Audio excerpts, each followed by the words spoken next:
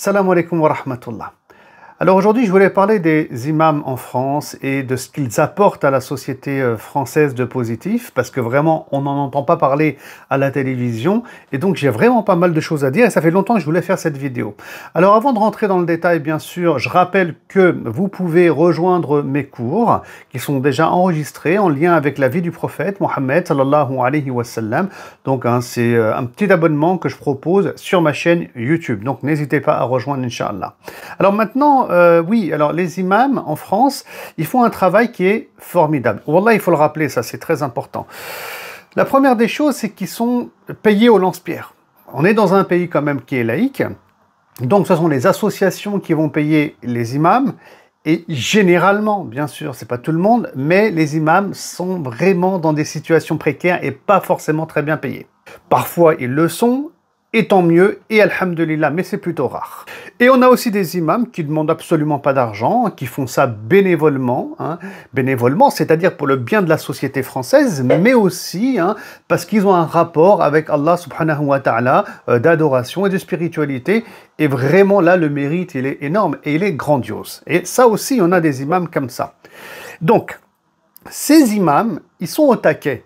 Là, je repense à l'imam Ismaïl, quand même, à Marseille, avec la mosquée des Bleuets, qui est en plein au milieu, je crois, d'une cité, enfin, c'est d'une cité, je le sais ça, mais je crois que c'est au niveau des quartiers nord de Marseille, d'accord? Et ce type d'imam, comme l'imam Ismaïl, ils sont là, mais franchement, le travail qu'ils font sur le terrain, et au niveau de la société française, sa réalité, comme elle est, au niveau des cités, etc., c'est un travail exceptionnel. Et il n'est pas le seul imam Ismaïl à faire, lui, avec d'autres frères, des jeunes autour de lui, il y a toute une équipe, ce travail exceptionnel. De quoi il s'agit? Je vais expliquer. Donc tout d'abord, on peut parler des maraudes.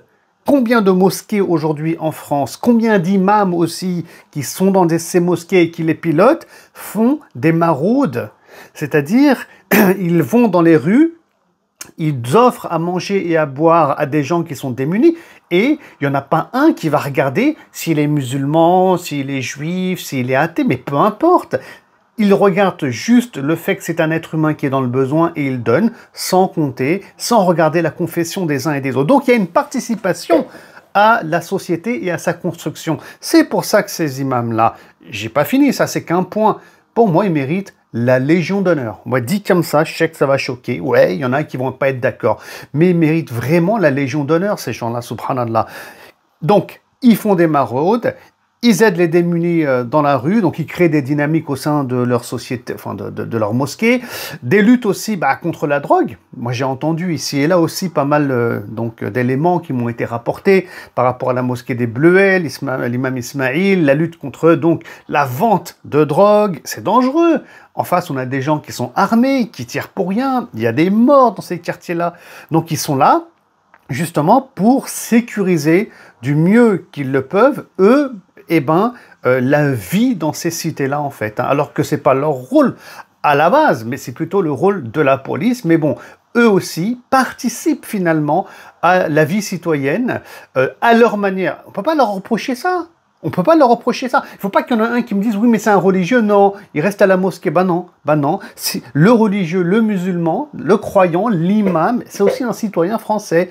D'accord? Un citoyen français qui construit la nation française, qui porte des valeurs universelles qu'on va retrouver, bien entendu, au sein de la République. Donc, il y a quoi de mal dedans?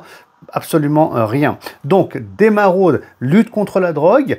Il y a aussi un grand travail au niveau de l'interreligieux qui est fait par ces imams, et oui, il y en a beaucoup, qui vont à la rencontre de chrétiens, on va dire de savants chrétiens, de rabbins, de juifs, de gens qui n'ont pas non plus, on va dire, qui ne suivent pas aussi des religions monothéistes, mais qui sont plutôt athées. Donc il y a des discussions, il y a des ponts qui sont construits, il y a des rencontres afin de développer le vivre ensemble. Ça, on le sait, en France, ça fait des décennies que les mosquées et les imams font ça. Donc c'est pour ça, encore une fois, ouais, Légion d'honneur. Là, on est en train de construire une belle France où les gens, ils vont se respecter, ils vont s'aimer même en tant que citoyens français.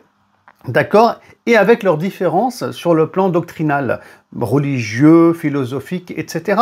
Donc, bien entendu que moi-même, ou l'imam Ismaël, ou tel imam et tel autre, bah, nous sommes nous sommes dans cette dynamique-là. Voilà, il y a aucun doute dessus.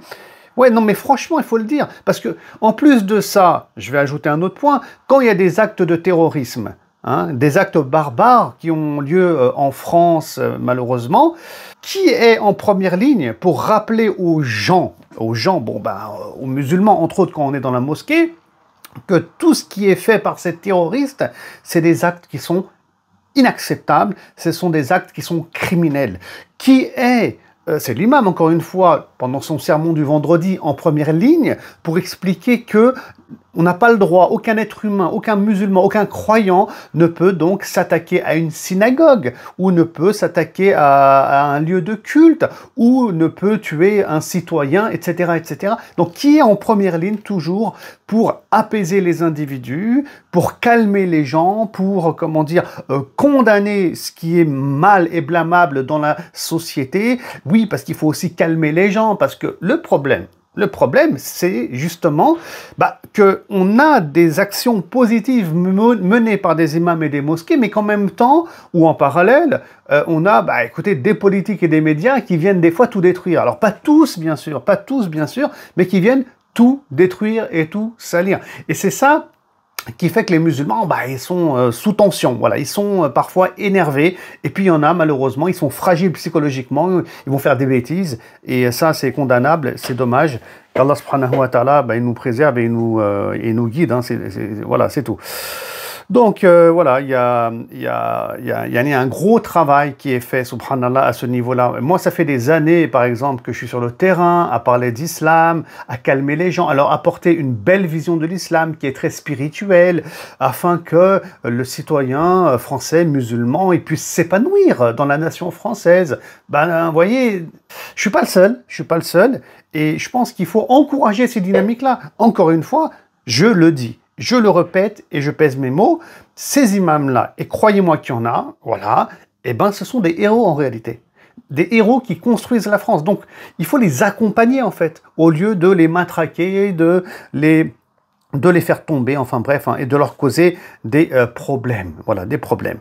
D'ailleurs, c'est pour ça que ces imams-là, généralement, au niveau de la justice, ils sont blancs comme neige, hein, puis il n'y a rien en fait. Oui, parce que c'est pas des criminels. C'est pas eux qui incitent au mal, au terrorisme, à l'islamisme, au isme et au fondamentalisme de isme. Vous voyez, ils ont rien fait de mal. Vous voyez, la preuve, c'est que le casier judiciaire, il est vierge, il n'y a rien à dire, il n'y a rien à reprocher. Vous voyez, c'est ça qui, aujourd'hui, voilà, on trouve, nous, les musulmans, on trouve ça dommage. Voilà, c'est dommage. On subit ça, on patiente, et qu'est-ce que vous voulez que je vous dise, à part patienter, on va pas pouvoir faire pour l'instant grand-chose. Quoique les musulmans devraient, encore une fois, s'organiser afin, de passer par la justice et autres, Inch'Allah Ta'ala, afin de se défendre. Mais bon, ça, tout le monde le sait, comment on fait, c'est encore une autre histoire. Ces mêmes imams, on les voit, moi j'en vois beaucoup, même sur Internet, parfois, les Mehdi de Islam Mag, ou Nader Abou Anes, ou d'autres, machallah, comment on les voit, comment ils parlent aux jeunes, qui font des rodéos. J'ai du mal à parler avec eux, hein. Les jeunes de cité qui cassent tout, qui brûlent tout.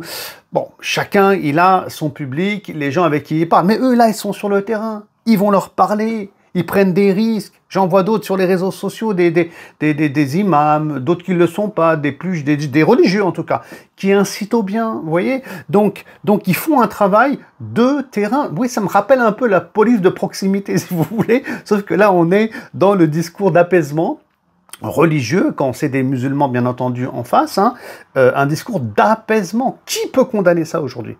Voilà, qui peut condamner ça? Alors qu'on est dans un pays libre qui est la France et que ces imams-là viennent apaiser les gens, apaiser les cœurs, éduquer les individus, les mosquées, les imams éduquent aussi la jeunesse. Voilà. Alors aujourd'hui, bien sûr, je pense, moi, si on leur en veut, si on leur fait des problèmes, hein, c'est parce que parfois, oui, ils vont réveiller les consciences. Voilà. Et ça, c'est un problème aujourd'hui, le fait de réveiller les consciences, le fait de comprendre ce qui est mal et ce qui est bien. Et quand on rentre dans cette dynamique-là, ben, parfois, voilà, on va condamner les actes qui ont lieu donc en Israël, avec l'extrême droite israélienne, les morts qu'il y a du côté des Palestiniens. Gratuitement, il y a plusieurs dizaines de milliers de morts, vous voyez, donc quand on veut éveiller les consciences, etc., c'est là que, non, stop, tais-toi, reste sur les ablutions, c'est là que on a une dynamique en face qui est étatique, qui vient vous écraser. Est-ce que c'est la bonne solution? Pour moi, non, pas du tout. La bonne solution, sincèrement, ça restera la liberté d'expression, ça restera les débats savants, les débats intellectuels, et tout ça, c'est, je pense, la France, cette belle France hein, qui nous manque tant actuellement et qui, nous espérons, reviendra. Vous voyez, parce que vraiment, nous, en tant que croyants et musulmans, il y en a qui vont me prendre pour peut-être un fou, mais on est cette communauté qu'on appelle de Iqra. Voilà, le premier mot révélé par Allah, Iqra, lis. Donc le musulman, c'est quelqu'un qui va lire, qui va apprendre, qui va discuter, qui va comprendre, qui va dialoguer. Voilà, c'est ça là, notre voie et on espère que les choses vont s'apaiser. Je vous dis à très bientôt, Inch'Allah, pour une prochaine vidéo. Salam alaikum wa rahmatullah.